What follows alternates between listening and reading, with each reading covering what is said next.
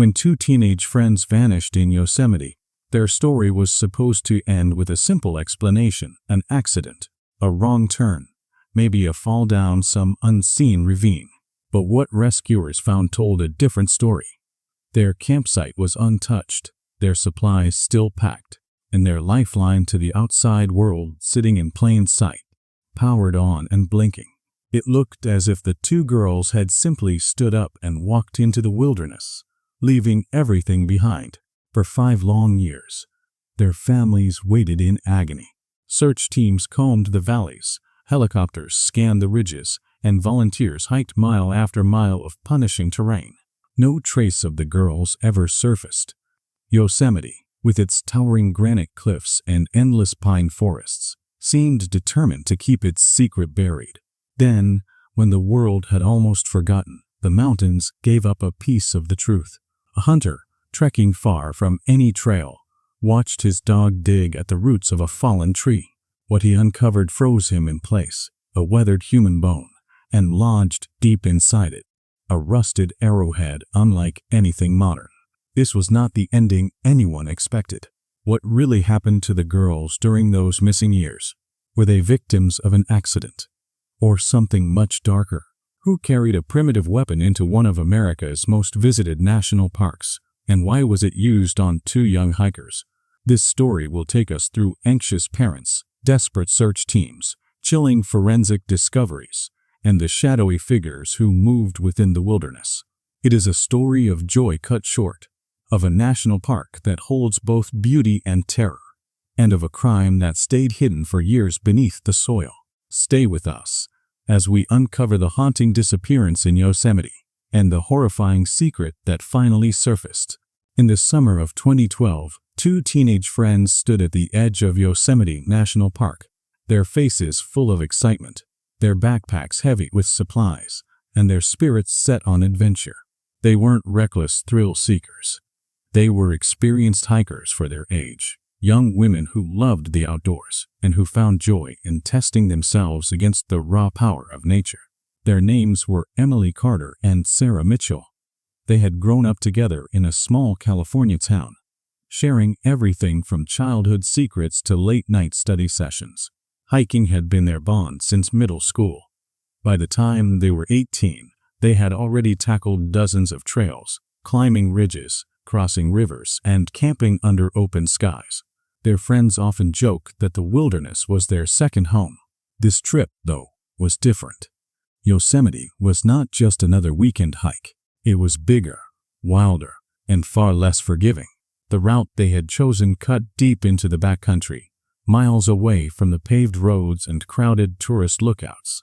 It was the kind of trail where silence ruled, where cell phone signals died, and where one wrong step could lead to disaster. Their parents hesitated when the plan was first revealed. Emily's mother asked the question every parent dreads: "Are you sure this is safe?" Sarah's father reminded them that Yosemite's backcountry was not a place for mistakes. Cliffs rose without warning, storms rolled in without mercy, and predators, both animal and human, sometimes lurked where few ventured. But the girls were determined. They had spent weeks preparing, studying maps, checking weather reports, and carefully packing gear. They promised to keep in touch through a satellite messenger, a small device that could send signals even where phones failed. For the parents, that promise was the only comfort. After long talks around kitchen tables and quiet exchanges of worried looks, permission was finally given. On the morning of their departure, August 16th, the sun had just begun to burn through a veil of thin clouds. The air smelled of pine resin and earth, fresh from the night's dew. Emily wore her favorite red hiking shirt, the one she believed was lucky. Sarah had her camera slung over her neck, ready to capture every view. They laughed as they adjusted their packs, teasing each other about who would slow down first on the steep climbs. The girls hugged their parents one last time before stepping onto the trail. For the mothers and fathers standing at the edge of the parking lot, the sight was both inspiring and terrifying. 2 bright figures with heavy packs, disappearing into a cathedral of granite cliffs and endless forests. The wilderness seemed to swallow them whole, as it had countless hikers before them. For Emily and Sarah, though, there was no fear, only freedom. The crunch of their boots against dry soil echoed in the still air. Above them, towering cliffs of gray and gold caught the morning light. Around them, the deep silence of Yosemite pressed close, broken only by the rush of a distant river and the occasional call of a raven. The girls believed this was the start of an unforgettable adventure. They couldn't know it was also the beginning of a nightmare, a journey that would end with questions too painful to imagine, and a silence that would stretch on for 5 long years. The plan had been simple. Emily and Sarah would spend 3 days in Yosemite's backcountry, hiking a loop that led them through ridges, forests, and quiet alpine meadows before returning to the trailhead. On the 3rd evening, by 8 o'clock, they were supposed to call their parents, share a cheerful recap of the trip, and then begin the drive back home. But when 8 o'clock came, no call ever arrived. At first, Emily's mother tried not to panic. She reminded herself that the girls were responsible hikers. Maybe they were just delayed by a steep trail or had stopped to rest. By 9 o'clock, though, she was pacing the living room, phone clutched tightly in her hand. When she dialed Emily's number, the call went straight to voicemail. Sarah's phone did the same. Both rang once, then cut off with the sterile, mechanical tone of being far outside any coverage. By 10, the unease had deepened into a knot in her chest. At midnight, unease hardened into fear.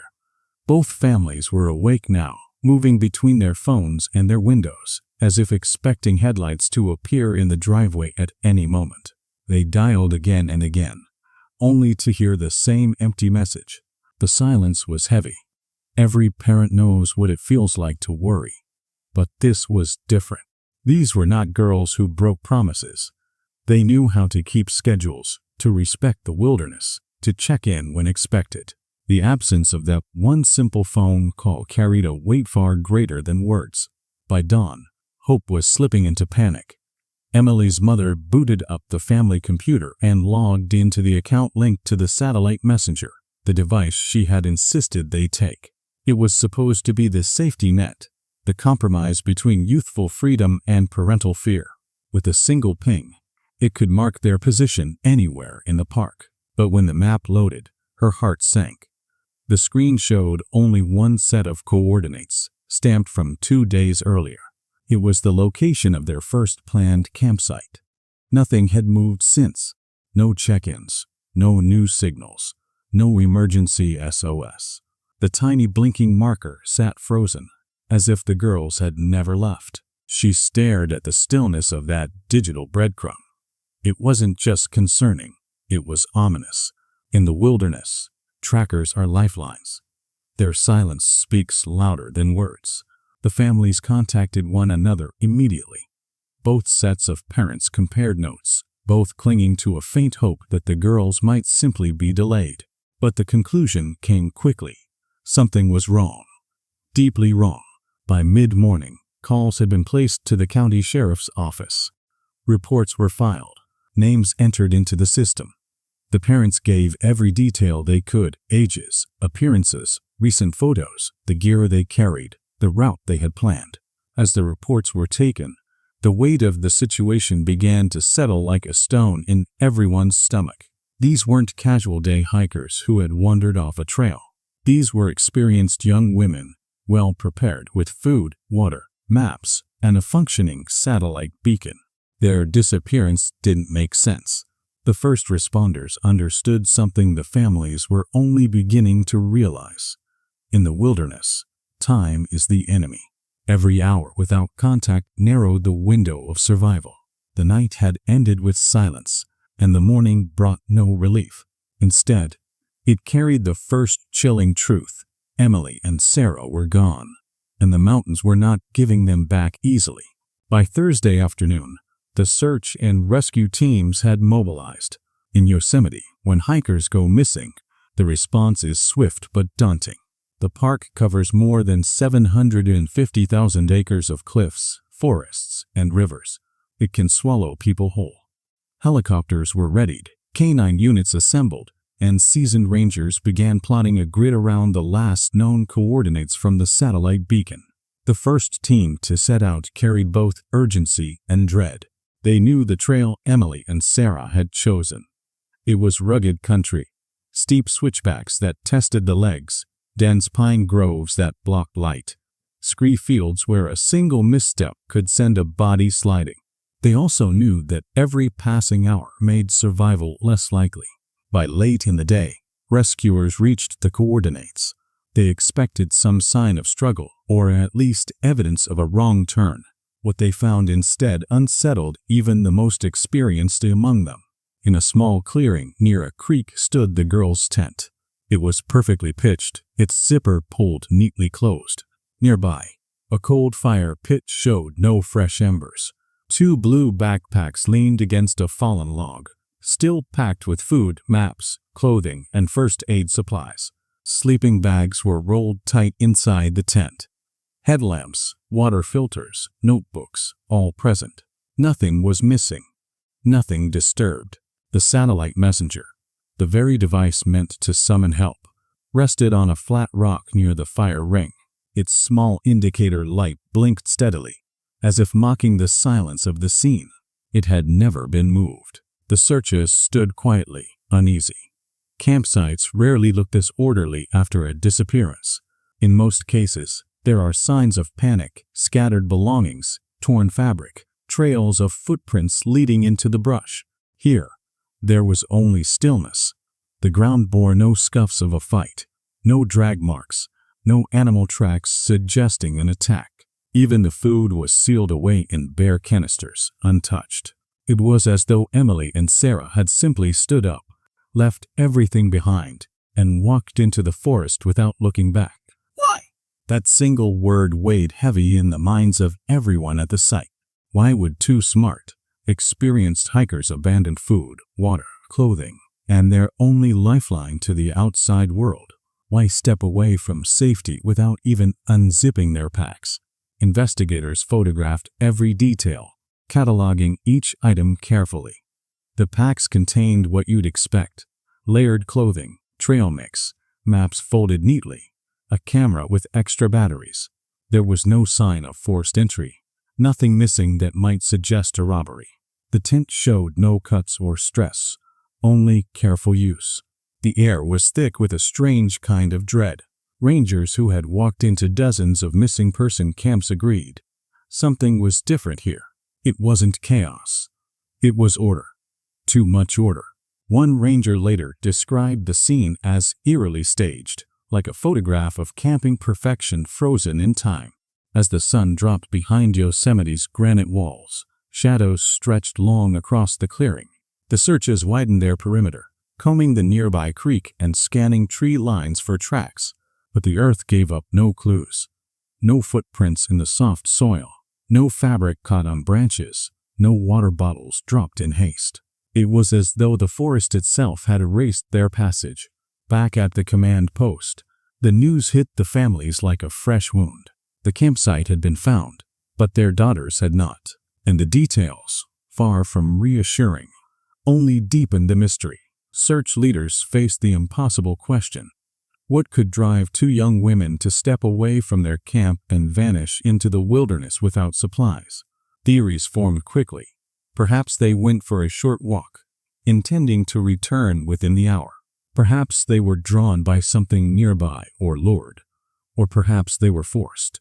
None of it explained why the satellite beacon, the tool designed to save them, sat untouched, its tiny light still blinking into the gathering dark. For the parents, and for the rescuers now preparing to expand the search overnight, the discovery of the campsite was not a relief. It was the beginning of an even darker fear, that Yosemite itself was hiding a truth no one was ready to face. By dawn on Friday, Yosemite had turned into a hive of urgency. The news that 2 teenage hikers were missing spread quickly through ranger stations and sheriff's offices. Within hours, helicopters circled above the granite valleys, their rotors thundering through the morning air. Below, ground teams fanned out with maps and radios, and trained dogs strained at their leashes, eager to follow a trail that no one could find. The scale of the search was enormous. Yosemite's wilderness is both breathtaking and unforgiving. Cliffs rise hundreds of feet without warning, streams swell into violent torrents after sudden storms, and thick pine forests can obscure a person's path within seconds. Every hiker knows the park can be paradise one moment, a trap the next. For the rescuers, time was slipping fast. Teams worked in coordinated sweeps. Helicopters scanned river valleys and ridges from above, their spotlights cutting across treetops. Canine units searched the ground near the campsite, circling outward, noses pressed low. But the dogs found nothing. No discarded sock, no faint human scent to follow. Ground crews trudged through uneven terrain, marking their grids with ribbons of bright tape. But every stretch of forest ended the same way: silence. At the trailhead, a base camp took shape. Large tents were erected for command posts, maps spread across folding tables, and radios buzzed with clipped voices. In one corner, the parents of Emily and Sarah kept vigil. They sat together, trading between hope and despair, waiting for news that never seemed to come. Search leaders updated them hourly, speaking gently but with a tone that grew more grave as the hours passed. "Nothing yet," became the refrain. Days blurred into nights. Volunteers joined in, some local, some strangers drawn by empathy and the haunting pull of a mystery unfolding in one of America's most famous parks. Still, nothing surfaced. No prints in the soil, no scrap of fabric caught in branches, no signs of a wrong turn. The campsite remained the only fixed point. From there, it was as if the earth itself had swallowed them whole. The terrain did not help. Searches described the steep scree slopes that shifted dangerously underfoot, the sudden changes in weather that turned warm afternoons into icy storms, and the thin air that sapped strength with every climb. Even the rivers, swollen by snowmelt, posed a danger. Divers were called in to sweep pools and creeks. Nothing was found. Helicopter crews logged long hours, scouring ridges and waterfalls, but the dense canopy of pine trees blocked most views. Thermal imaging produced no clues. From above, Yosemite looked endless, every granite wall and shadowed valley a possible hiding place. Back at the family's corner of the base camp, the atmosphere was suffocating. Parents clung to every radio crackle, their eyes darting whenever a ranger approached. Hope rose with each returning helicopter, only to collapse again when crews shook their heads. By the end of the first week, frustration mingled with exhaustion. Search and rescue knew the grim mathematics of wilderness disappearances. The longer the silence stretched, the narrower the window of survival became. But officially, the search pressed on. The girls' faces were plastered across flyers pinned to notice boards, trailheads, and visitor centers. Their names were repeated endlessly over radios. 2 weeks passed. Hundreds of searches had combed through miles of rugged country. Helicopters had flown over valleys again and again. Dogs had been cycled through fresh areas, noses tested and trusted. But the wilderness gave up nothing. At last, the official search was scaled back. Crews were recalled. Helicopters were grounded. The command tents at the trailhead were folded away. For investigators, there was no choice. Resources had limits, and there were no leads left to chase. For the families, though, hope refused to die. They stayed behind long after the crowds left, staring into the shadowed ridges where Emily and Sarah had walked days earlier. Somewhere in that vast silence, they believed, lay the truth. But Yosemite was not ready to tell. Among the items Emily's mother gave investigators during those first desperate days was a photograph. At first glance, it was nothing extraordinary, just two friends on a hiking trail, framed by the immensity of Yosemite's peaks and valleys. But as the days stretched into weeks, that picture became something else entirely. It had been taken only 5 days before the girls disappeared. Emily's mother remembered the moment clearly. She had joined them for a short preparatory hike, a final outing before they set off alone. The trail led to a high overlook, where the granite cliffs fell away into endless forest and a shimmering alpine lake glowed turquoise in the distance. On that overlook, Emily and Sarah posed for the camera, laughing so hard they could barely stand still. Sarah, wearing a bright lime green cap, threw her arm high in the air, her grin wide and fearless. Emily, in a red hiking shirt, leaned against her best friend with playful exaggeration, sticking her tongue out at the camera. The two of them glowed with youth, joy, and the unshakable feeling that they had the world ahead of them. In that single frozen frame, they looked untouchable. But when investigators studied the photograph later, as parents wept and rangers whispered about the abandoned camp, the contrast was unbearable. The girls looked so alive, so radiant. And yet, somewhere beyond that same valley, beyond those same peaks, they had vanished without a trace. The photo began circulating through the search teams. It was pinned to the wall of the command tent, shown to volunteers, carried in pockets as a reminder of who was missing. For the families, it was both a source of strength and a knife through the heart. Every time Emily's mother looked at it, she thought of how close they had been to safety just days earlier. Every time Sarah's father saw it, he felt the weight of time slipping away.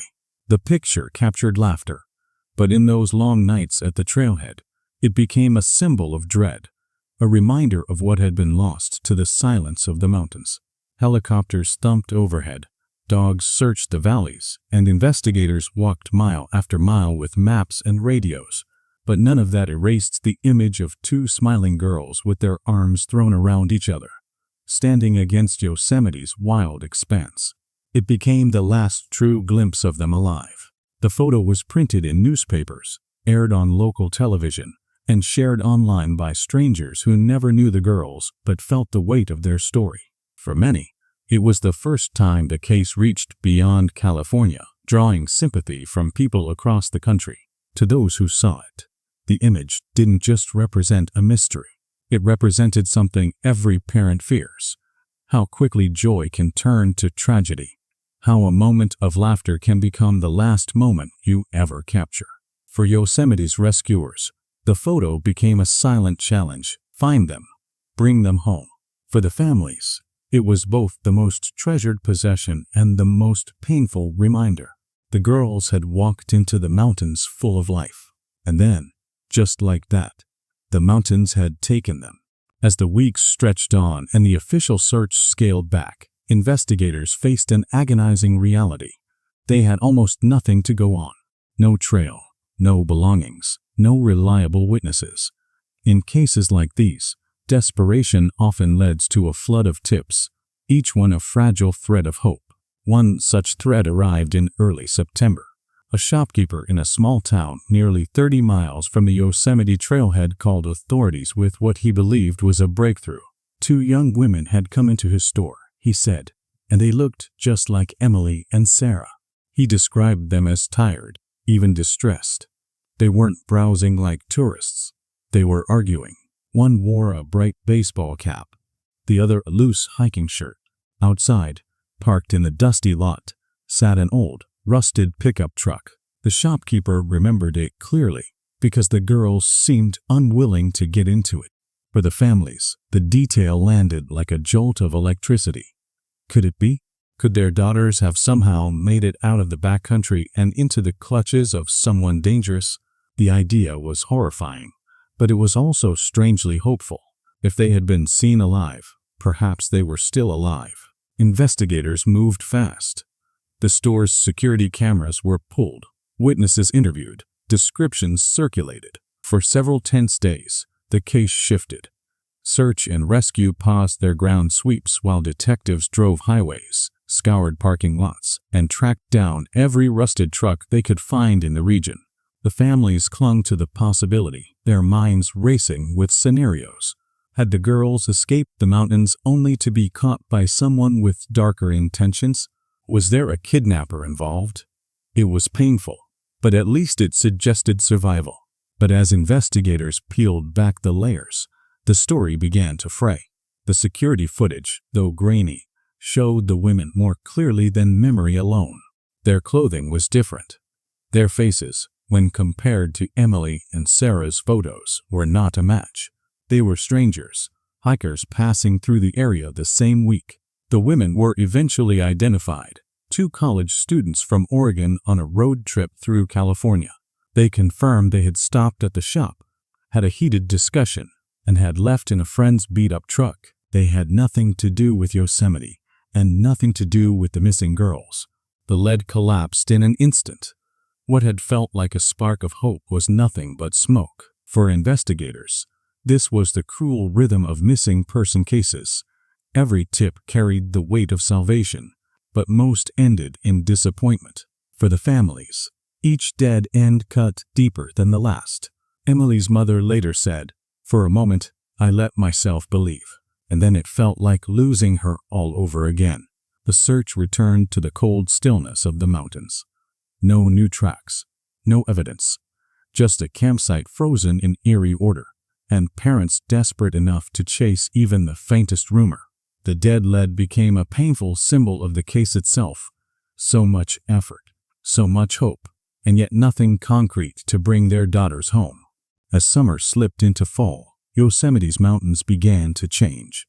Warm days shortened, shadows grew longer, and by September, the first dustings of snow appeared on the high ridges. The weather hardened, and with it, the search slowed. Helicopters were grounded more often, trails iced over, and the rivers swelled with cold, fast water. For rescuers, the window had closed. By mid-October, the official operation was scaled back almost entirely.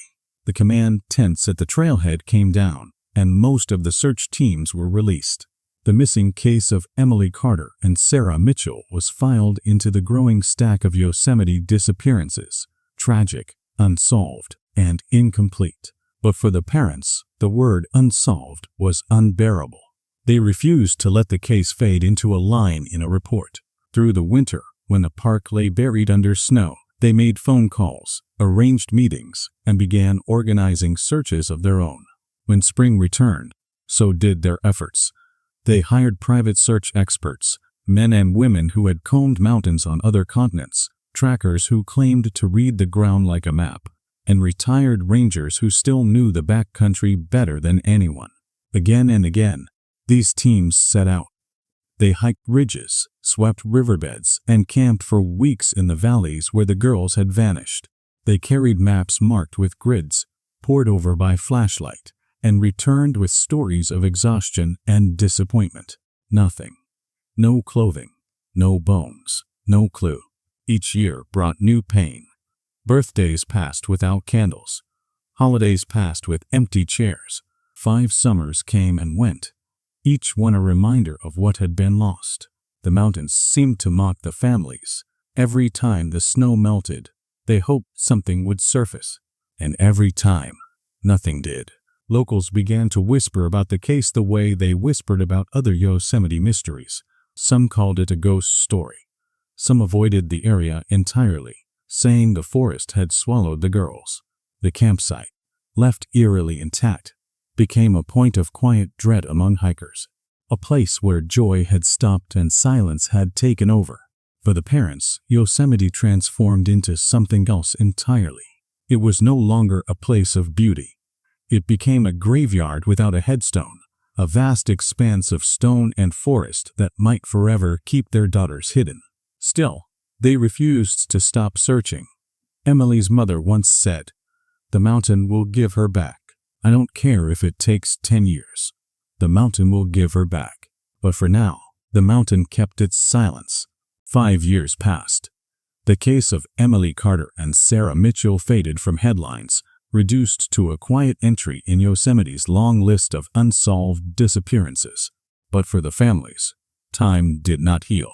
It only stretched the pain thinner, sharper, and more unbearable. It was early September, hunting season, when a man named Daniel Harlow set out into one of Yosemite's most remote regions. Daniel was no casual outdoorsman. He was in his 50s, a lifelong hunter who knew the Sierra Nevada better than most park rangers. For him, the forest was familiar, almost comforting. He trusted its silence. He trusted his instincts. And he trusted his dog, a blue tick hound named Jasper. That morning, Daniel had been tracking an elk through a stand of dense pines, miles away from any marked trail. The air was cool, carrying the sharp scent of pine needles and wet soil. Jasper trotted ahead, nose low to the ground. The dog had been steady all morning, until suddenly he wasn't. Without warning, Jasper veered off the track. His body stiffened, tail rigid, and he began pawing frantically at the base of a massive fallen tree. Daniel called for him, expecting he'd scented a rabbit or small game. But the dog whined, dug harder, and refused to move. Daniel approached, crouching low to peer into the disturbed soil. At first, he thought Jasper had uncovered an animal bone, maybe deer remains left by scavengers. He bent down, brushing away dirt with his glove. What he lifted in his hand froze him in place. It was a bone, but not from an elk, and not from any animal Daniel recognized. The shape was wrong. Too human. His pulse quickened. Daniel knew enough about the wilderness to recognize the difference. This was a fragment of a human pelvis. It was weathered, stained dark by years in the soil. But what made his stomach turn was not the bone itself. It was what was lodged in it. Wedged between the bone and hardened with corrosion was a flat, triangular piece of metal, an arrowhead. Its edges, though dulled by rust, still held their shape, barbed to tear and to kill. Daniel staggered back, the weight of the discovery pressing on him. He had seen countless animal remains in the woods, but never this. Never a human bone pierced by a weapon. His first thought was brutal and immediate. This wasn't an accident. This was murder. The forest, usually his place of calm, suddenly felt oppressive. Every shadow seemed darker. Every sound, from the wind to the rustling leaves, felt too loud. He secured Jasper by his side, though the dog continued to whine and pull toward the dig site, eager to unearth more. Daniel forced himself back to the tree and cleared more soil. With every scrape, more fragments emerged, vertebrae, ribs, pieces of what once had been a spine. One section was still intact, the arrowhead driven deep between the bones. It looked like a frozen moment of violence, preserved by the earth itself. He knew he couldn't disturb the site further. Instead, he marked the location on his handheld GPS, memorizing the crooked roots and jagged rocks that framed the grave. He wrapped the spine fragment carefully in his jacket, tucking it into his pack. Then he began the long hike out. Hours later, Daniel reached a small cabin owned by a friend, one of the few places in the wilderness with a satellite phone. He laid the bone and arrowhead on a wooden table, staring at it under the pale light of a lantern. The sight was grim, undeniable. He photographed it, hands shaking, and dialed the authorities. The call that came through the line broke 5 years of silence. For the families, for the investigators, for everyone who had thought the girls might never be found. Daniel's words shattered the stillness. Human remains had been discovered, pierced by an ancient weapon buried deep in Yosemite's soil. The truth was beginning to surface, and with it came a darker realization that what happened to Emily and Sarah was not nature's accident, but a human act of violence. When Daniel Harlow's call came through, investigators wasted no time. Within 24 hours, a team of rangers, forensic experts, and deputies were flown deep into the wilderness by helicopter. Guided by Daniel's GPS coordinates, they hiked through miles of steep, tangled forest until they reached the overturned tree. The ground there was already disturbed where Jasper had dug, but the scene remained eerily untouched. The area was cordoned off, photographs snapped from every angle. Investigators worked slowly, carefully brushing away soil, cataloging every fragment of bone as though the earth itself was a crime scene. It didn't take long for the picture to become clear. These were human remains, scattered and incomplete, weathered by years in the ground. Among them was the most chilling artifact, the segment of spine with the rusted arrowhead still embedded between vertebrae. The weapon was archaic, crude, and utterly out of place in a modern national park. Its presence told a story no accident could explain. Someone had aimed, released, and driven it into a living body. The remains were flown to the State Forensic Anthropology Lab. Under sterile lights, experts examined each fragment, measuring bone lengths, studying breaks and erosion, and taking samples for DNA. But the bones were too degraded for an easy test. Instead, they turned to a more reliable method. Dental records. A partial jawbone and several teeth had been recovered, preserved enough to offer clues. Forensic odontologists compared them to dental files provided by the families. Fillings, crown work, the subtle alignment of molars, tiny details that survive long after everything else has gone. After days of careful comparison, the result came back. The remains belonged to Sarah Mitchell. For her family, the confirmation was both a blessing and a devastation. 5 years of agonizing uncertainty had finally ended, but the answer was worse than they had feared. Sarah had not been lost to the wilderness. She had been murdered. The arrowhead embedded in her spine was proof of violence, deliberate and cruel. But the discovery carried another, even more haunting weight. Because in all the bones recovered from that shallow grave, not a single piece belonged to Emily Carter. No fragments, no clothing, no trace. This absence cut deeper than the identification itself. It raised a terrifying dual question. Had Emily been killed too, her body buried elsewhere in the endless sprawl of Yosemite? Or, impossibly, had she survived? For investigators, this uncertainty was maddening. One girl confirmed dead, her remains pierced by a weapon that seemed ripped from another century. The other, simply gone. Theories began to circulate. Perhaps Emily had run, escaping into the wilderness after Sarah was struck down. Perhaps she had been taken, dragged into some hidden corner of the forest, kept alive for reasons no one wanted to imagine. Or perhaps she had met her end in another hidden grave, waiting for the mountain to give her back too. For Sarah's parents, grief came in waves. First the relief of knowing, then the horror of what that knowledge revealed. For Emily's family, the torment only sharpened. They were suspended in a cruel limbo, trapped between mourning and hope, unable to let go, unable to move forward. The discovery of the remains should have been closure. Instead, it was only the beginning of a darker mystery.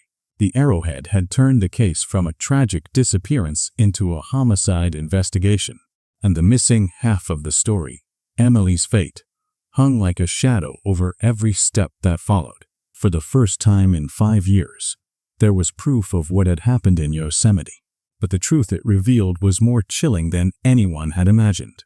The arrowhead, dark with rust and stained by years underground, became the centerpiece of the investigation.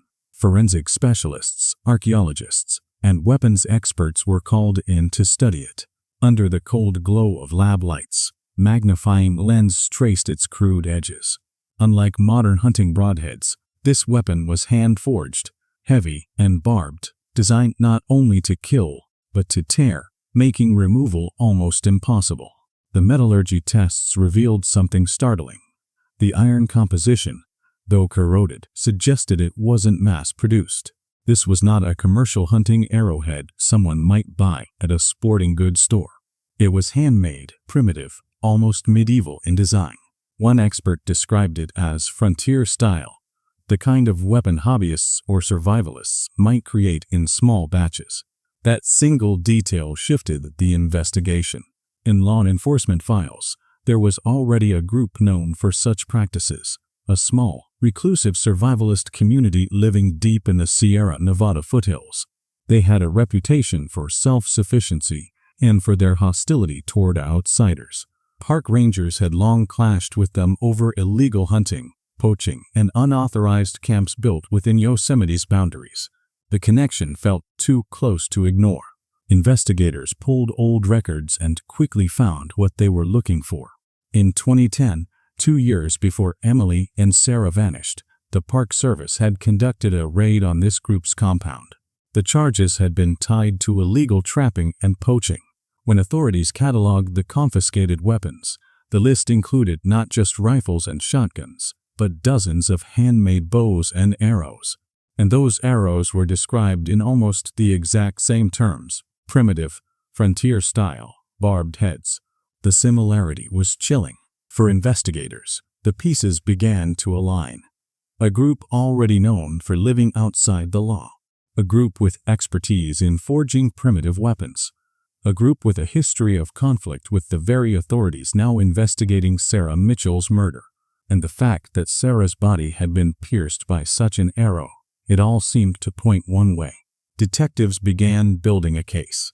Witnesses were re-interviewed. Former members of the group were quietly contacted. Theories began to emerge. Could Emily and Sarah have stumbled into the group's territory by mistake? Could an innocent encounter on the trail have escalated into violence? Or worse, could the survivalists have deliberately targeted them, using the wilderness they knew so well to hide their crime? The parents clung to this possibility with mixed feelings. On one hand, a suspect meant progress, finally a path forward after years of silence. On the other, the thought that their daughters had crossed paths with such men was unbearable. Still, there was reason to believe. Survivalist groups had long been whispered about in Yosemite. Some hikers reported seeing smoke from hidden cabins. Others told stories of shadowy figures watching from ridgelines, vanishing when approached. While much of it was rumor, the recovered arrowhead lent those whispers new weight. In press briefings, detectives stopped short of naming suspects, but the tone had shifted. What had once been called a disappearance was now officially a homicide investigation. And behind closed doors, attention focused squarely on the compound and its members. The perfect storm was building. A primitive weapon. A violent disappearance. A known group with a documented feud against government rangers. On paper, it all fit, but beneath that apparent clarity, doubts lingered. The wilderness held more than one secret, and soon investigators would discover that this lead, though compelling, might not tell the whole story. For now, though, the arrowhead had painted a target, and the survivalist group, already outsiders in the eyes of the law, had become the perfect scapegoat. The arrowhead seemed to seal the case against the survivalist group. Investigators had history, motive, and a weapon style that matched perfectly.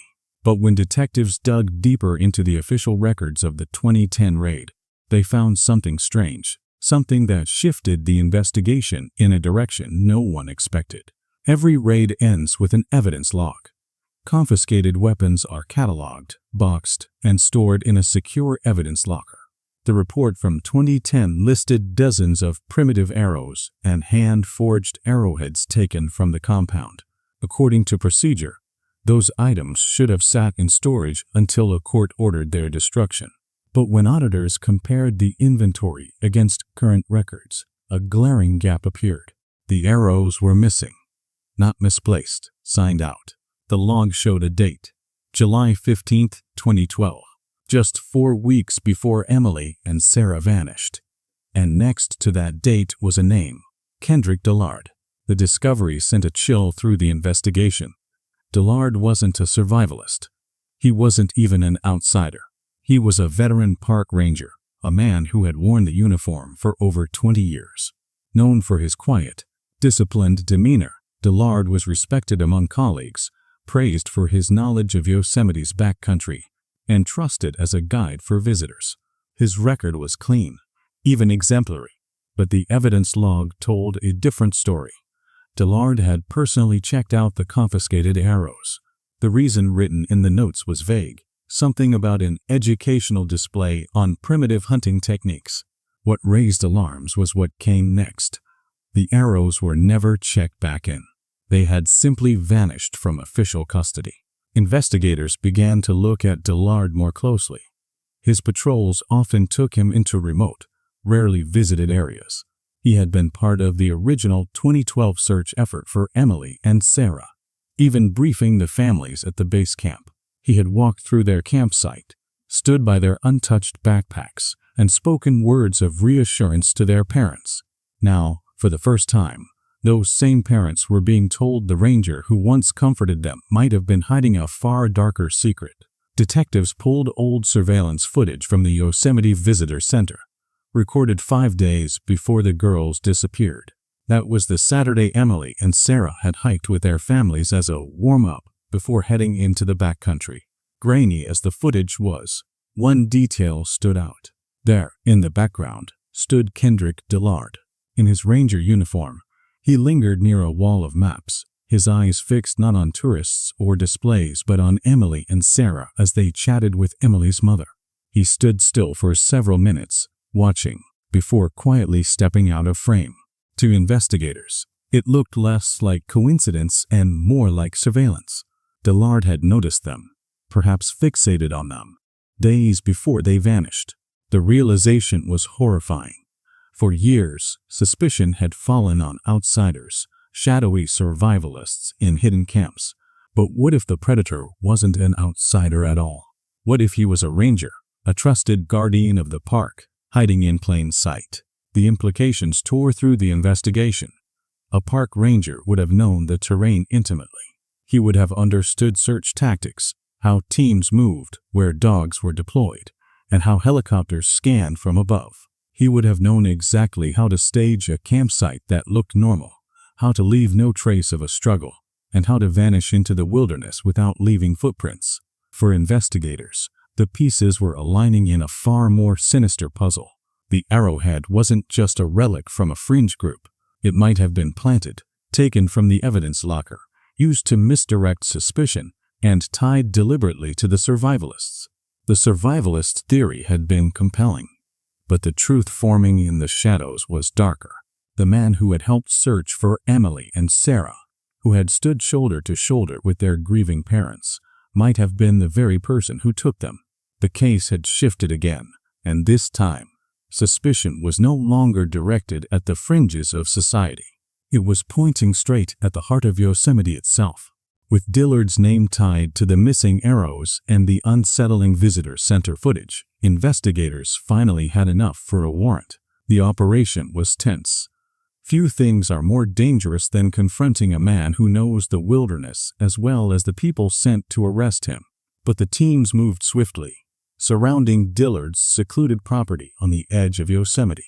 The house looked ordinary at first glance, a small, weathered cabin set back among towering pines. The porch sagged slightly, and the roof was patched with tin. It was the kind of place a solitary ranger might keep, quiet and unassuming. But investigators knew better than to trust appearances. Inside, the rooms were neat. Too neat. Furniture arranged with precision, tools hung in perfect lines. The home felt lived in, but strangely sterile, as though scrubbed of anything personal.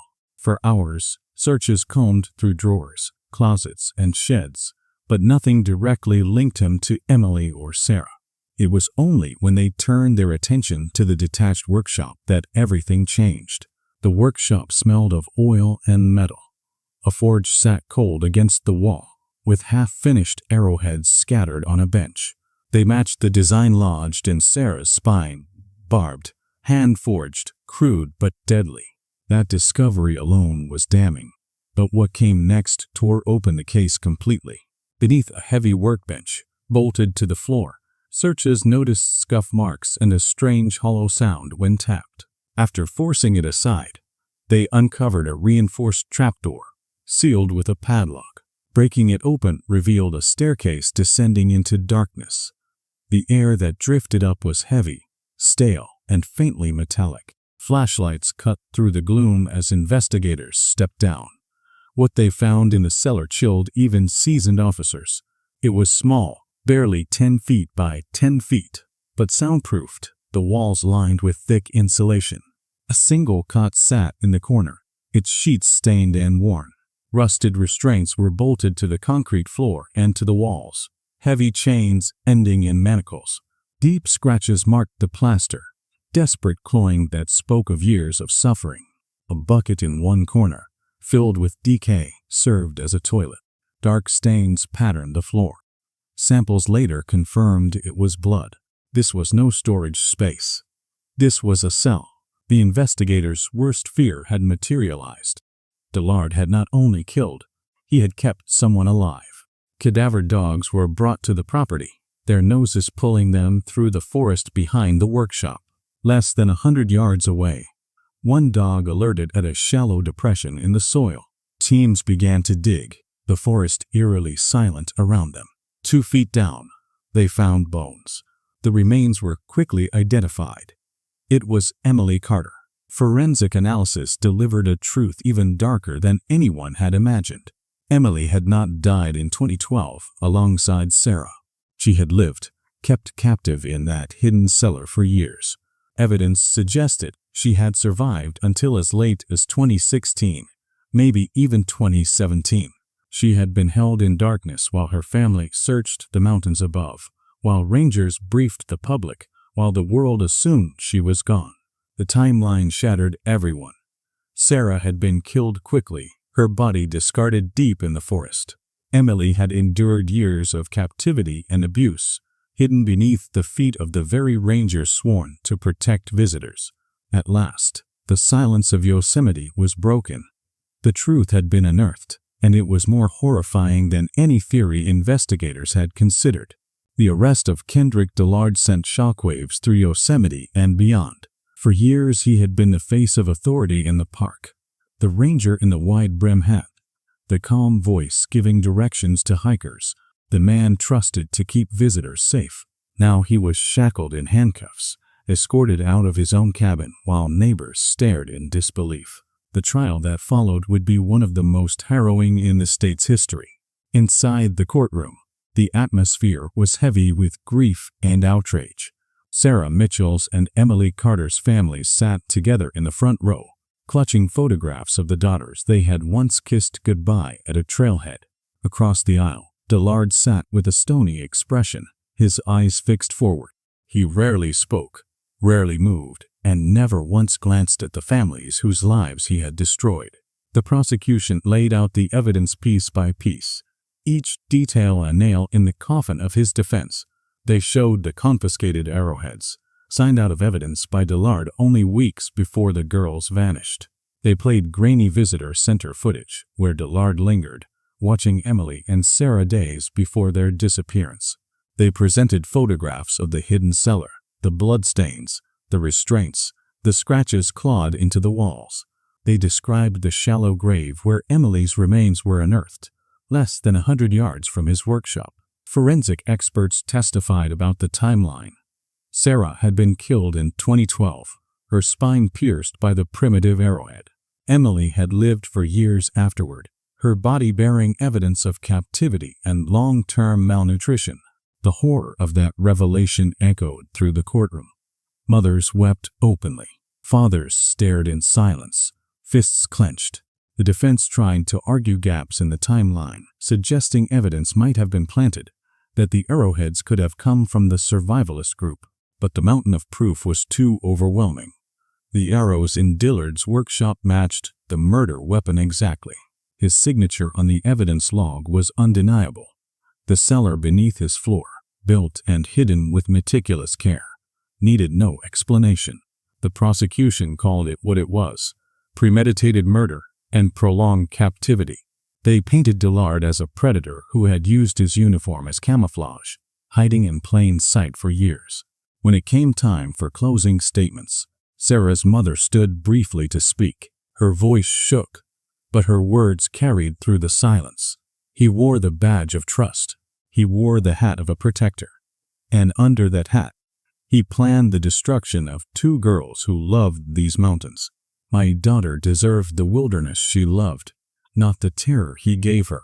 The jury deliberated for only a few hours. Their verdict was unanimous: guilty. Kendrick Dillard was sentenced to multiple life terms without the possibility of parole. He offered no confession, no apology, no explanation.